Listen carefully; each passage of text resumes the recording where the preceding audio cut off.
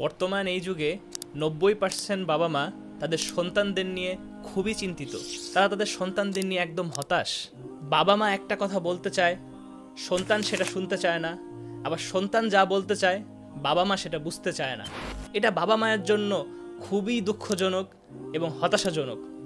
এরপরেও বাবা মা তাদের সন্তানদেরকে সমস্ত কষ্ট ভুলে গিয়ে দিন শেষে আগলে রাখছেন। আদৌ কি এর কোনো সমাধান রয়েছে? তাহলে শুনুন, প্রতিটি মানুষের ব্রেন এক একটা সুপার কম্পিউটার থেকেও শক্তিশালী, এবং আপনি আপনার ব্রেনে সারা দিন যা ইনপুট করবেন দিন শেষে সেই ব্রেন আপনাকে সেটাই ব্যাক করবে।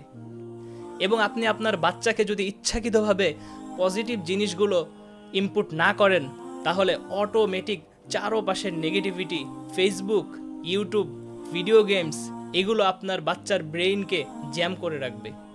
এবং দিন শেষে এর দায়ভার আপনার বাচ্চার নয়, এর দায়ভার বাবা মায়ের শুধুমাত্র উদাসীনতা। তাই চলুন আমরা আমাদের বাচ্চাদের কোরআন শিক্ষা ও ইসলামিক প্রপার নলেজ দেওয়ার চেষ্টা করি। এক্ষেত্রে হেলম একাডেমি আপনার বাচ্চার জন্য হতে পারে সবথেকে উপকারী সমাধান। তাদের অভিজ্ঞ টিচারগণ আপনার বাচ্চাকে প্রতিদিন অল্প অল্প করে কোরআন শিখিয়ে দিবেন এবং ইসলামিক প্রপার নলেজগুলো দিয়ে দিবেন, এবং আস্তে আস্তে আপনার বাচ্চাকে তারা কোরআনের হাফেজ বানিয়ে দিবেন ইনশাআল্লাহ। মনে রাখবেন, যেই ব্রেন কোরআন ধারণ করে, আল্লাহ তাআলার ওয়াদা কিয়ামতের দিন আল্লাহ তাআলা তার বাবা মাকে নূরের মুকুট পরাবেন। এবং আমি বিশ্বাস করি আপনারাই সেই ভাগ্যবান ব্যক্তি যাদেরকে আল্লাহ তাআলা কিয়ামতের দিন নূরের মুকুট পরিয়ে রাখবেন ইনশাআল্লাহ। আল্লাহ তাআলা আমাদেরকে কবুল করুন।